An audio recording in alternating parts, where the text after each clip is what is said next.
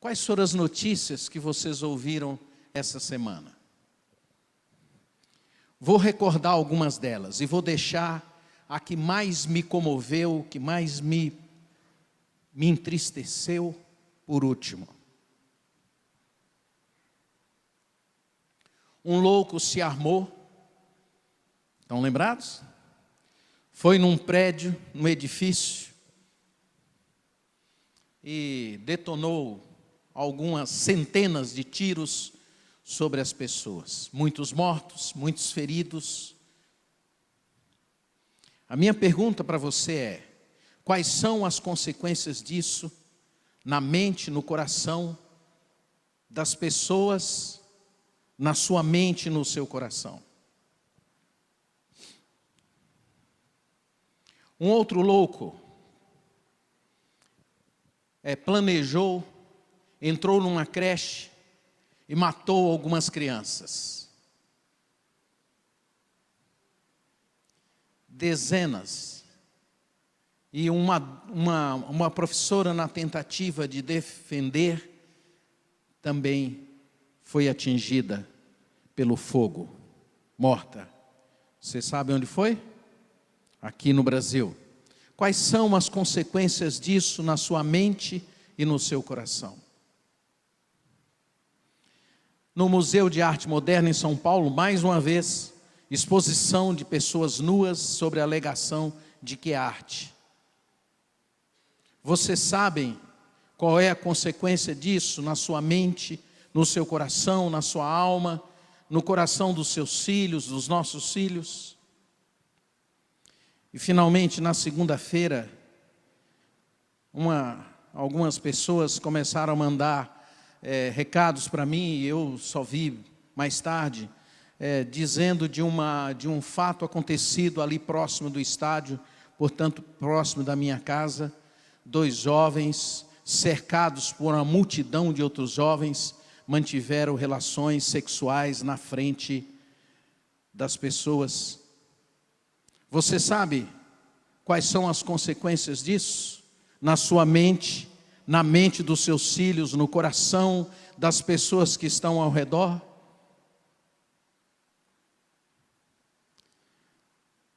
Um desses grupos que tem aí nas nossas redes sociais, uma das pessoas me mandou um recado perguntando se eu queria ver as cenas. Eu falei: não quero. Eu não quero nem ouvir mais.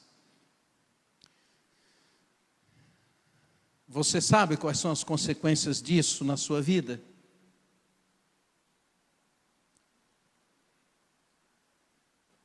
Domingo passado, no culto da manhã, e o nosso culto foi até um pouco longo, eu gastei aqui uns 10 minutos para tentar explicar para vocês o que era isso. E hoje eu quero lembrar apenas algumas palavras do que eu disse naquele dia. Cazuza, aquele compositor que é muito ouvido aí por uma boa parte das pessoas, diz numa das suas letras de músicas que ele queria uma ideologia para viver. A ideologia é uma visão de mundo. É ela que determina as normas, os valores, os conceitos.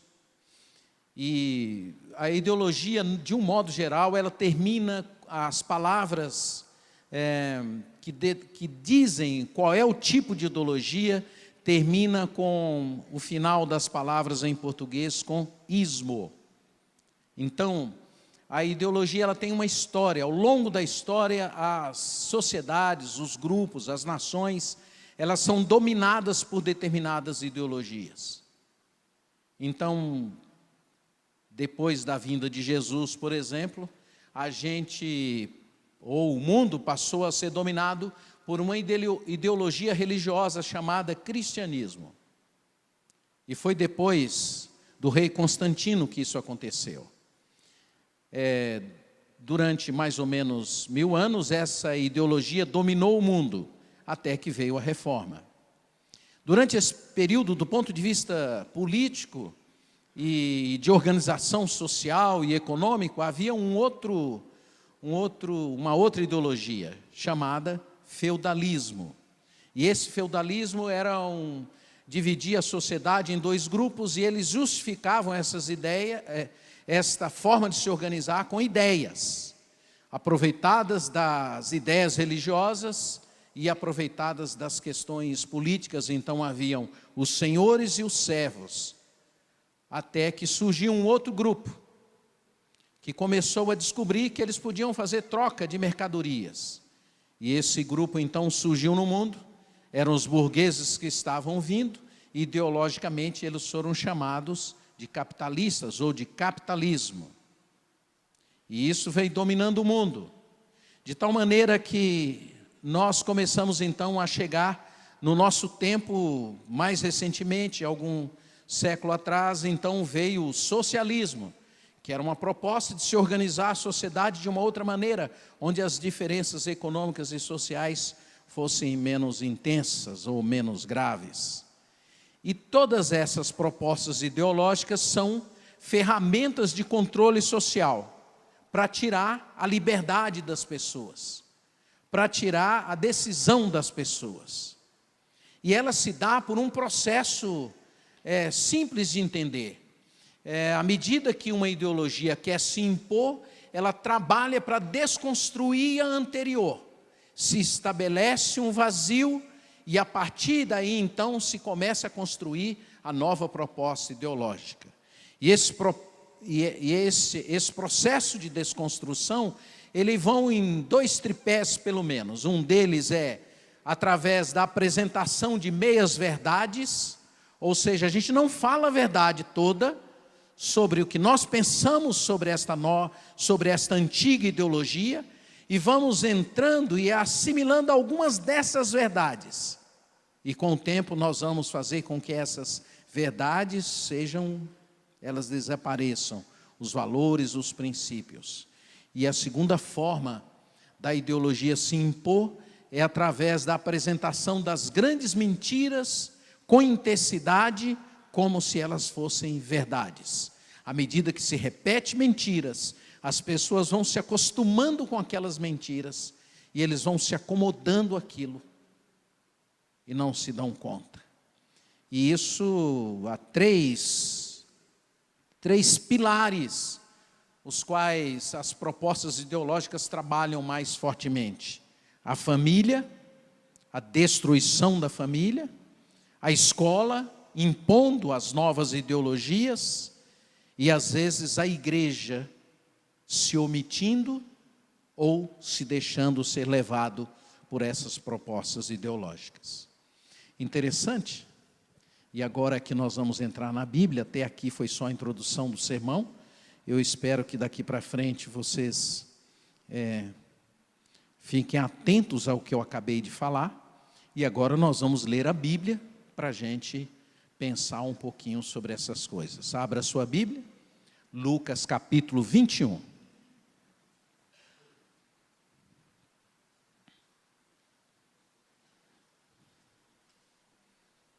E Jesus já havia previsto que tudo isso ia acontecer. Jesus já havia previsto que as ideologias iriam dominar a mente de muitos.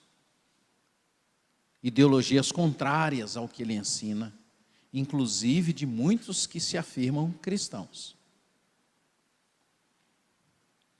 Capítulo 21 de Lucas, versículo 31. Assim também, quando virdes acontecerem essas coisas, sabei que está próximo o reino de Deus. Em verdade vos digo que não passará esta geração sem que tudo isto aconteça.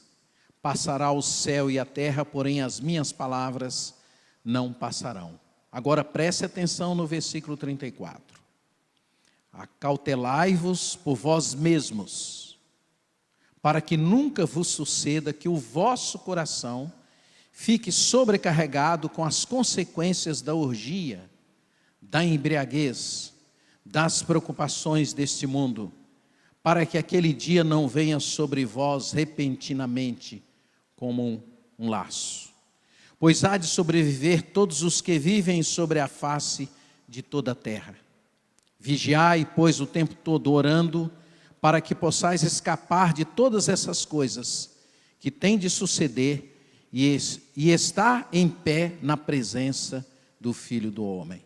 Acautelai-vos por vós mesmos, para que nunca vos suceda que o vosso coração fique sobrecarregado com as consequências da orgia, da embriaguez, das preocupações deste mundo, para que aquele dia não venha sobre vós repentinamente como um laço.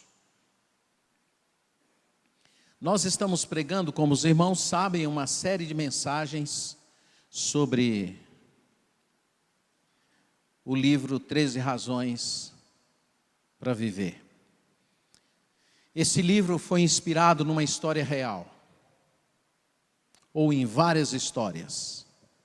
Uma dessas histórias reais, e a principal história, é de uma jovem que com 13 anos, em 2010, ela, através das redes sociais, ela conheceu um jovem de 22 anos. E esse jovem então começou a conversar com ela pelas redes. E a certa altura, depois de uns 6 meses mais ou menos, e ele a elogiando muito, dizendo que ela era muito bonita, ele a convenceu de que ela deveria mostrar os seios para ele pela internet. E ela aceitou, ingenuamente.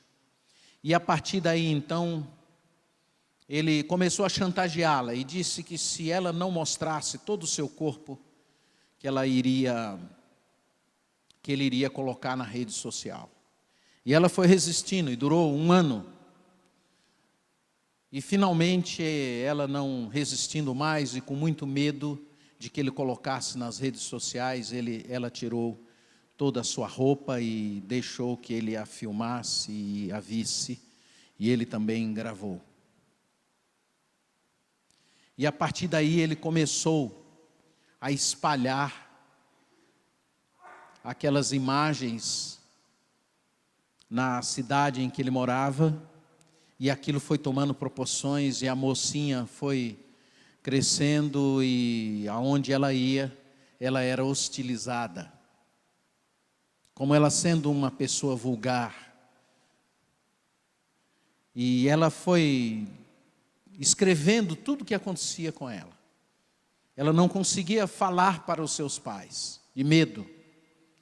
E a cidade foi sabendo, e quando finalmente ela resolveu falar para os seus pais mudaram de uma cidade para outra.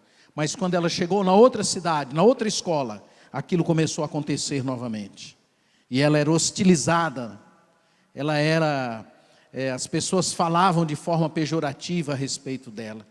E ela não resistindo, novamente ela muda de cidade, a 3ª vez, 2 anos. E ela não resistindo, resolveu procurar o rapaz. Fugindo dos pais, procurou o rapaz, se entregou a ele, porque achava que ele a amava. E ainda assim, ele continuou espalhando as notícias e aquilo ganhou o mundo. Foram mais de 13 milhões de acessos. Então ela escreveu uma carta. E na carta ela dizia: eu sei que eu não posso mais recolher as minhas imagens. Eu sei que eu não tenho mais possibilidades de viver. E se matou.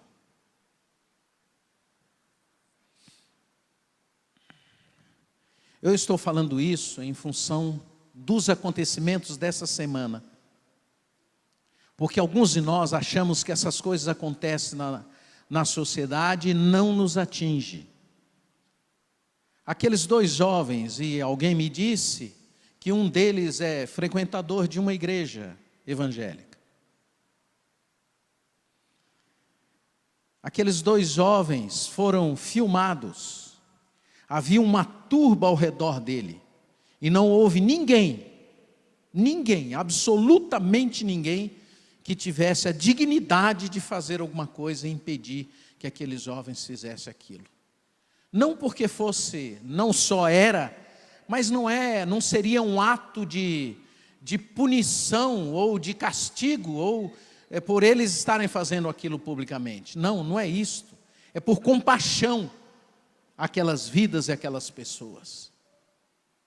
Nós estamos nos tornando pessoas indiferentes, apenas julgadoras, e o mais grave, julgadoras pela internet. Apenas condenamos. Fiquei pensando, e os pais daqueles jovens? Como será que eles estão agora? E a vergonha, e a tristeza do coração deles. Certamente tem um monte de gente os condenando, os pais.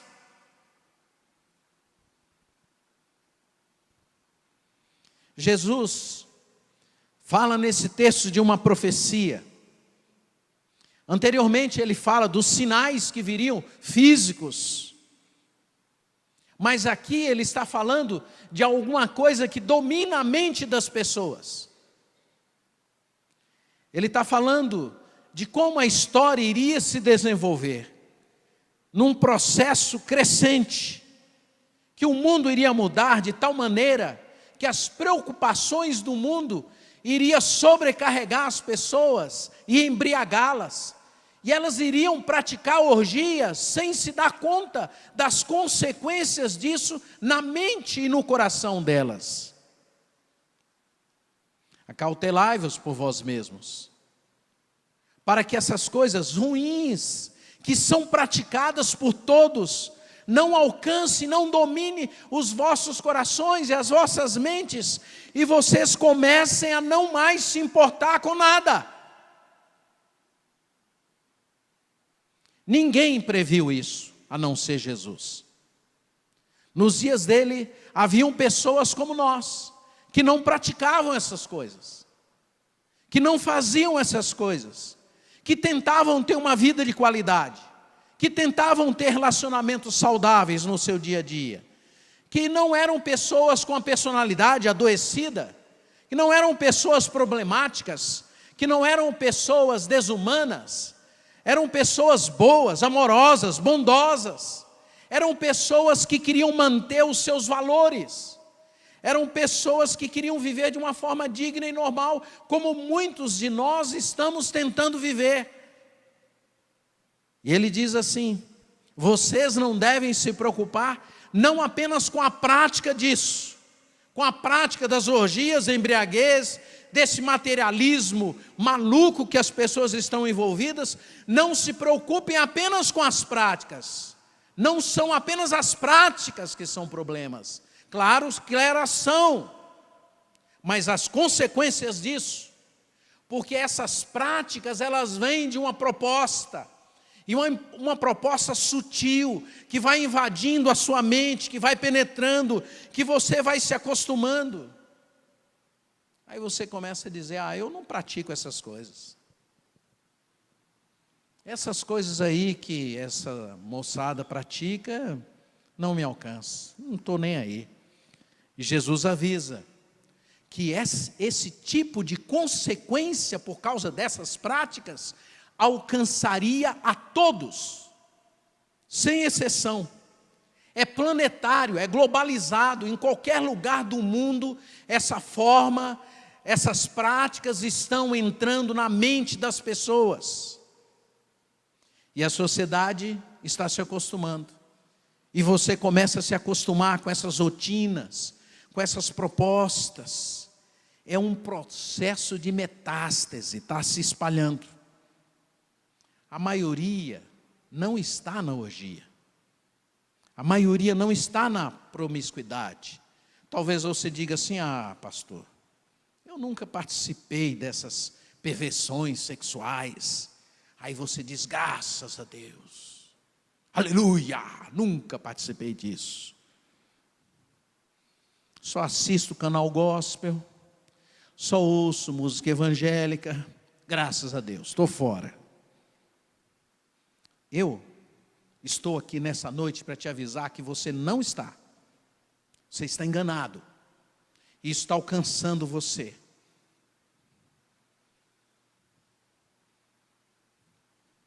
Alguns de nós começamos a nos iludir. Aí nós lemos aqueles textos, aqueles vídeos desses deputados evangélicos, defendendo, não, porque isso, porque aquilo, porque não sei o quê. E nós achamos que nós não vamos ser alcançados pelas ideias, porque esses evangélicos famosos estão nos defendendo. Graças a Deus, aleluia. Você está enganado. Essas propostas, elas são sutis, elas vão chegando, e é como se você colocasse tapes nas janelas, para não entrar ar, para não entrar frio. Eu vivi isso nos Estados Unidos, você ia lá, vedava a janela com tudo, mas não tinha jeito, frio chegava, entrava. É assim. Aí você vive se gabando, você fala assim, beber não. Imagina, eu não bebo, eu não me embriago. Cerveja, só se for sem álcool. Posso brincar um pouquinho? Cervejinha ruim, né, gente? Ruim demais. Não bebo. Você não percebe o que é surtar. Você não está entendendo o que está chegando na sua mente, no seu coração. Você não está percebendo que você, por causa das consequências disso que você põe no seu coração e na sua mente, você está ficando descontrolado. Você está ficando cheio de pânico, de medo. Você está ficando embriagado. Você vai se tornando insensato, paranoico, bipolar no seu humor. E você começa a pensar que aquilo que está acontecendo no mundo, lá em Las Vegas, ou lá no Nordeste, ou ali no estádio, não tem nada a ver com a sua vida. Porque você não vai aos bares, porque você não frequenta esses lugares, porque você não tem orgias sexuais, você acha que essas coisas não alcançam a sua vida. Jesus diz para a gente tomar cuidado com as consequências da orgia, da embriaguez e das preocupações deste mundo. Bom, quanto às preocupações do mundo, o que a maioria dos crentes estão ouvindo, inverteu tudo. Porque atualmente o que os crentes, na sua maioria, mais querem é se preocupar com as coisas do mundo. Há até muitas igrejas que incentivam. As preocupações às quais Jesus estava se referindo aqui eram preocupações com relação à prosperidade, à riqueza, a ser cheio de coisas, a ter muitos bens. Os crentes hoje já se entregaram. Todo mundo quer se preocupar com o mundo. Todo mundo quer ficar rico. Todo mundo quer ganhar dinheiro. Todo mundo quer gastar o seu tempo para essas coisas. E vai se esquecendo dos filhos, da família. Vai se esquecendo de si mesmo. Jesus diz, acautelai-vos por vocês mesmos.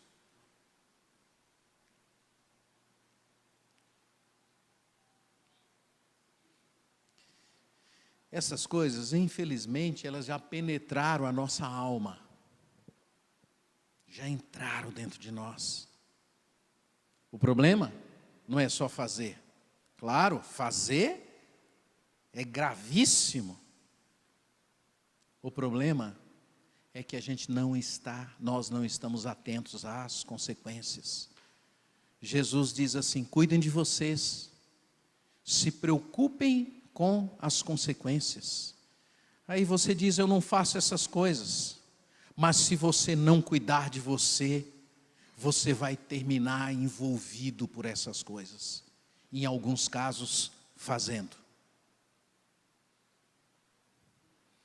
Irmãos e irmãs, essas ações sexuais, por exemplo, elas estão presentes Você tem celular? Você tem celular de não crentes, contato com pessoas não crentes? Você tem um grupo na sua empresa onde você trabalha? É bem provável que de vez em quando apareça uma mensagem dessas aqui que eu estou falando. Seu filho tem internet? Ele tem 10 anos, mais ou menos? Se ele tiver 10 anos, ele já viu coisas que você nunca viu na sua vida, talvez. E você nem sabe.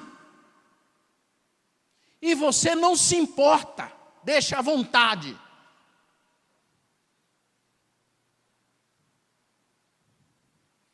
Gente, me lembro, quando eu era criança, na escola, não tinha nada disso. Tinha um gibizinho, sem vergonha, que ficava rodando na mão dos meninos lá.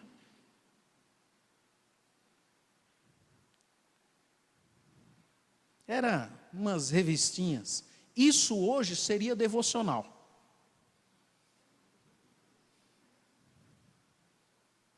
O que os nossos filhos já viram.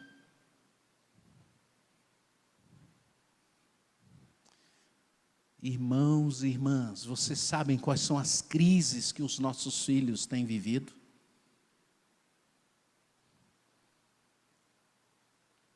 Os meninos hoje, quando vão chegando aí os 11 anos, 10, eles chegam para os seus pais e dizem mais ou menos assim: pai, as meninas lá da minha escola estão me convidando para sair. Para, tipo assim, fazer amor. E se eu me nego, eles começam a dizer que eu não sou homem. O que eu faço, pai?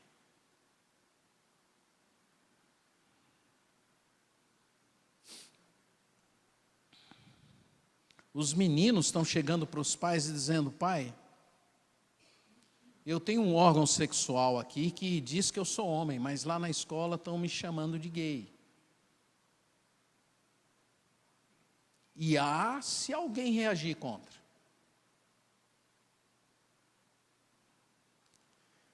Acho que eu espero que eu esteja sendo claro com os irmãos, com toda sinceridade. Eu sei que é tão difícil falar sobre essas coisas, mas irmãos, depois de uma semana dessa, eu me sinto moído.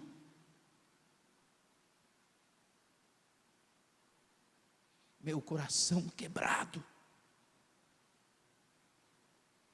Por pensar naqueles 2 jovens e pensar numa multidão de gente indiferente, piores do que eles, sem coração.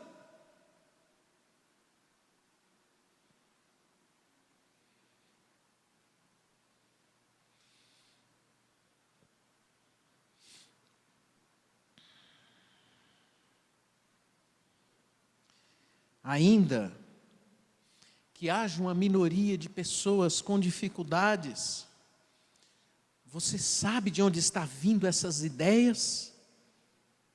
Que penetra as nossas noites, que penetra os nossos sonhos, que chega de forma subliminar pela internet, pelos meios de comunicação, nas escolas, levando os nossos filhos para as escolas e eles sendo expostos a essas coisas. Por isso que de repente uma pessoa boa fica surtada.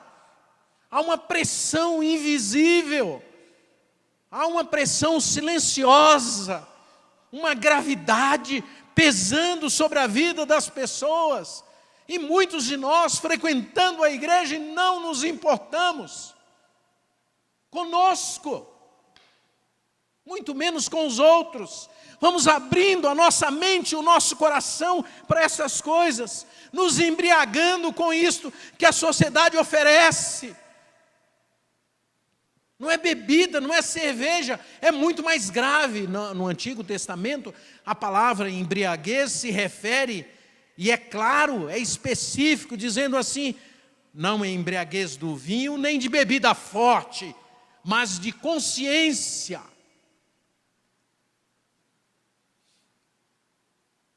Jesus diz assim, essas coisas, essa embriaguez e essas orgias e as consequências disso, dessa pressão social, dessa preocupação com o mundo e o esquecimento das pessoas, isso vai alcançar os 7 bilhões de pessoas do mundo. Vai chegando de forma sutil, fácil, e vai atingindo a nossa mente. Irmãos, mente é uma coisa muito sutil para você virar de um lado para o outro. É muito leve, é um fiozinho, você está bem, mas essas coisas vão entrando na sua mente, você começa a ficar inquieto, você não começa a dormir, daqui a pouco você vai dominando a sua mente, você já começa a pensar na possibilidade, você não pensa nas consequências e daqui a pouco você começa a admitir que isso é o normal e você começa a praticar. Aí você se torna um surtado funcional, um doente funcional. Aí você é o bom profissional, mas a tua mente está adoecida, como aquele lá de Las Vegas, contador de alto nível, profissional exemplar, acumulou riqueza com a profissão, 30 anos trabalhando bem, de repente, uma loucura, planejada, funcional, funcionava bem, aos olhos da sociedade estava tudo bem, talvez aos olhos da igreja estivesse bem, sem problemas nenhum. Gente, não se mede furto pela funcionalidade. Se mede surto, uma pessoa é surtada quando ela perde a sensibilidade, quando ela perde a incapacidade de amar, quando ela começa a ter um certo descontrole emocional, quando ela começa a perder os vínculos, quando ela se distancia da sua família, quando ela não consegue mais abraçar, quando não consegue mais beijar, quando não consegue mais ouvir o outro. Nós estamos vivendo a era da insensibilidade. Você pode fazer o que você quiser com as pessoas, bater nelas, esmurrá-las, não mudam.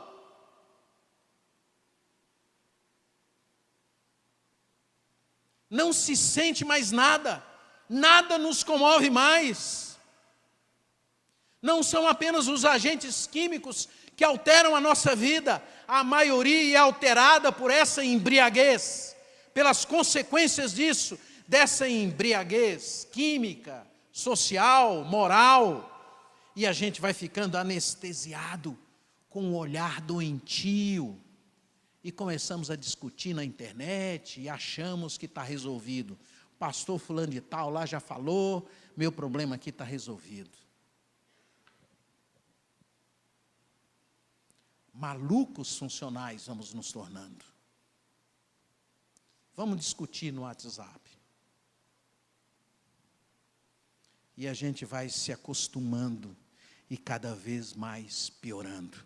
A loucura vai crescendo.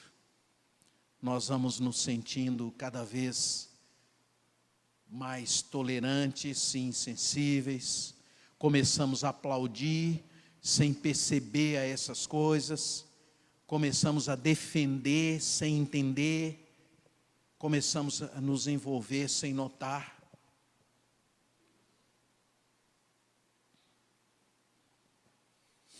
Quais são as consequências dessas coisas na sua vida? Você já parou para pensar? Quais são as consequências dessa orgia na sua mente, dessa embriaguez no seu coração? dessa sobrecarga nos seus relacionamentos? Você já parou para ver as consequências disso? Você já parou para ver as consequências da mistura religiosa com essas coisas do mundo? As estatísticas nos Estados Unidos mostram 10, em cada 10 crentes, 3 fazem tratamento psicológico e psiquiátrico. 3, cada 10. Gente cheia de ódio, gente sobrecarregada. Não tem álcool. Não tem orgia do ponto de vista físico. Mas os pensamentos estão adoecidos, extremos, bipolares. Aí Jesus vem e diz: por favor, acautelem-se por vocês mesmos, tomem cuidado com a vida de vocês, porque Deus não chamou vocês à existência para viverem dessa forma. Olhe para você. Tome cuidado para que os vossos corações não fiquem lotados dessa loucura, dessas doenças. Tome cuidado para que você não perca a pureza. Tome cuidado para que você não perca esse olhar amoroso, simples. Tome cuidado para que você não perca essa capacidade de amar de forma normal, natural. Tome cuidado para que a sua mente não seja tomada por essas coisas. Tome cuidado para que você não tenha as suas emoções distorcidas. Preste atenção. Tome cuidado para que você não perca o bom senso, o equilíbrio. Tome cuidado para que você não enlouqueça nos seus pensamentos. Tome cuidado para que você não viva em função desses prazeres momentâneos que se avolumam na sua mente. Tome cuidado.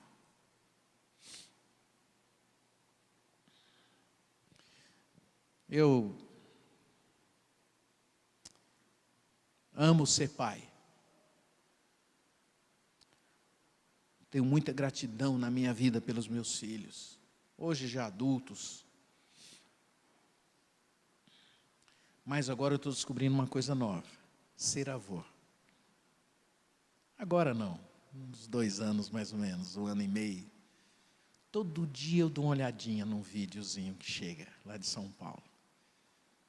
Aquilo traz uma alegria para a gente, uma vontade de ir lá e morder e mexer. Que coisa linda.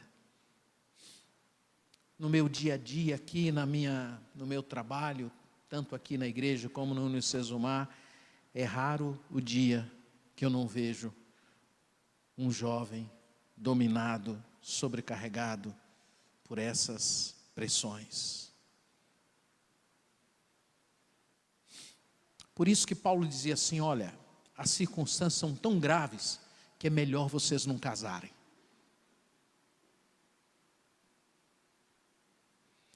Por isso que Jesus dizia: não chorem por mim, quando estava indo para Jerusalém, chorem antes por vocês mesmos.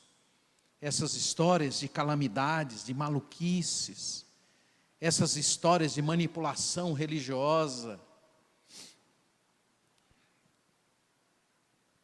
essas histórias, elas vão nos tirando da percepção do que está acontecendo conosco e muito próximo de nós. O problema,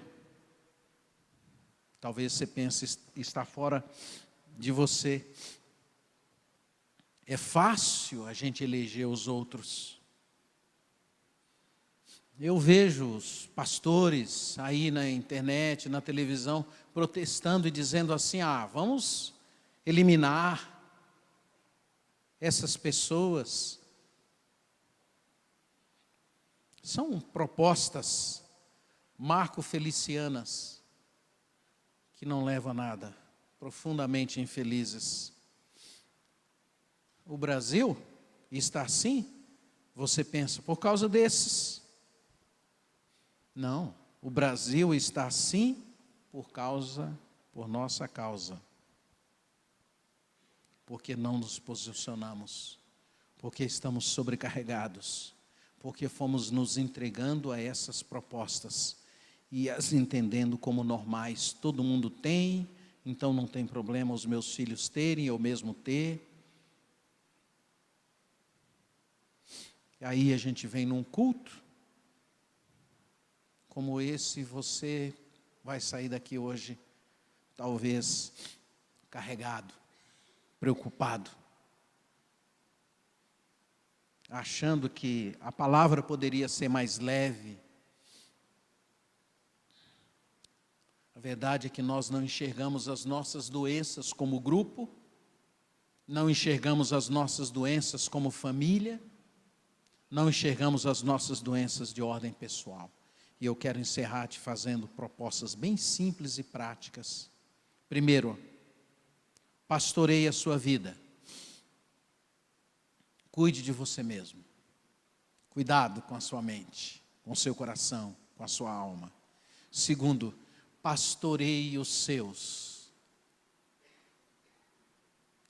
Os seus, família, esposa, filhos. Pastorear traz sofrimento, traz angústia. Porque às vezes você tem que falar não. Às vezes você tem que ser firme. Às vezes você tem que demonstrar amor com firmeza. Cuidado com as pessoas com quem você se relaciona. Cuide delas, esteja perto delas, abrace-as, ame-as, queira bem a elas, ore por elas, ore com elas. Ah, pastor, mas eu tenho tanta coisa para fazer. Você não pode ser sobrecarregado a esse ponto. Não se sobrecarregue. Todo dia limpe o seu coração daquilo que não é dele, que entrou na sua alma.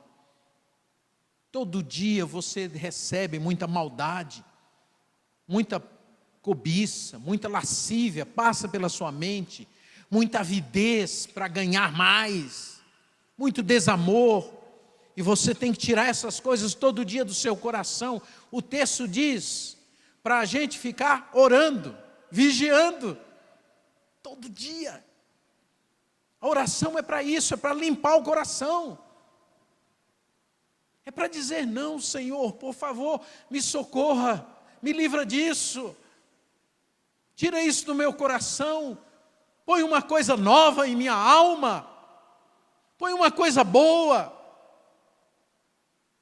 Todo dia você deveria orar, Senhor, me dá vontade de abraçar o meu filho, a minha filha, minha esposa, meu amigo, me dá vontade de conversar com ele, de abrir, de buscar o outro.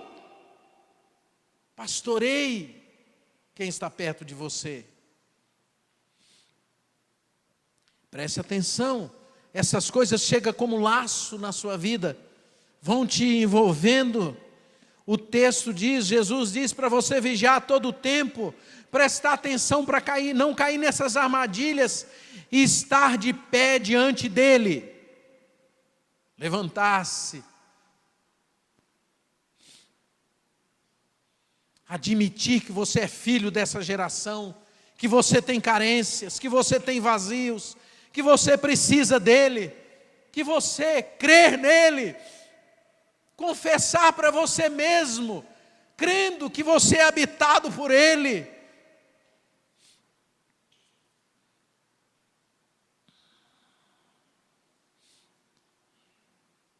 Muito bem.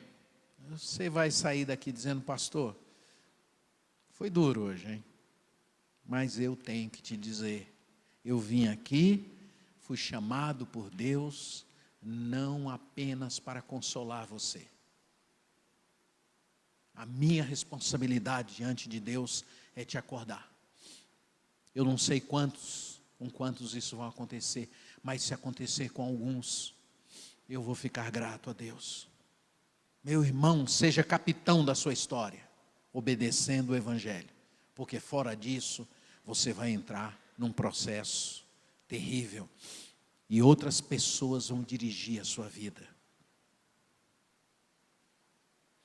Eu posso dizer para vocês que se não fosse Jesus na minha vida, eu já teria sucumbido. Pela graça dele, estou aqui diante dele, por misericórdia dele. Abra o seu coração para Jesus. Não seja apenas um religioso. Deixe ele entrar no seu coração e na sua vida. Eu quero te convidar para você fazer uma oração comigo.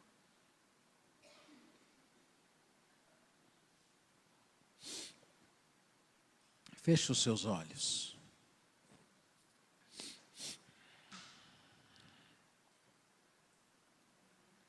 Senhor, aqui estão os teus filhos e as tuas filhas, ó Pai.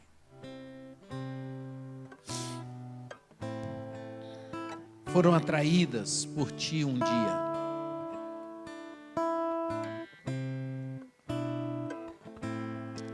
E nós todos estamos vivendo dias de loucura, de insanidade,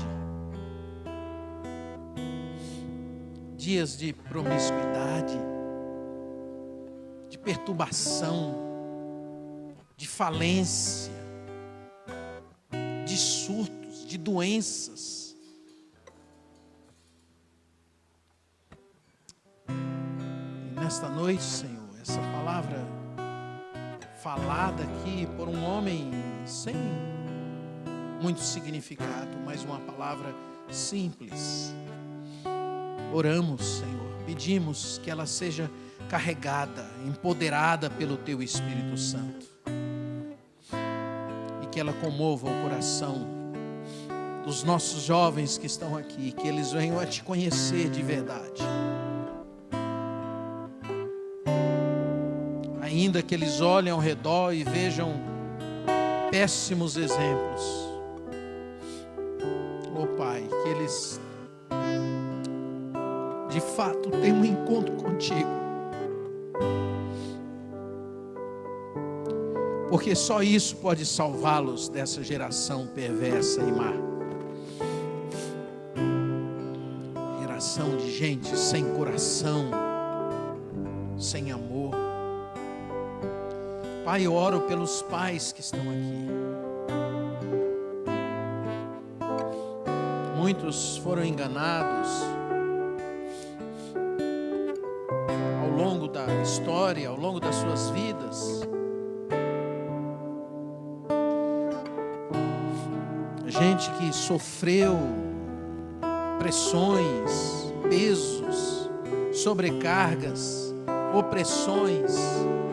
Eu oro, Senhor, para que o Senhor os livre disso, para que eles tenham uma vida livre, leve, bonita contigo, ó Pai. E assim eles se tornem modelos para os seus filhos, para os seus netos. Pai, ainda que nessa noite muitos aqui demorem para dormir, pelo que ouviram, eu peço que a Tua palavra produza nestes mudanças, produza na mente de cada um uma nova maneira de ver a vida, de compreender o Evangelho, de entender que precisam gastar tempo uns com os outros, não só para brincar, para o lazer, mas para serem bênçãos, para serem alívio, para serem respostas, terem respostas.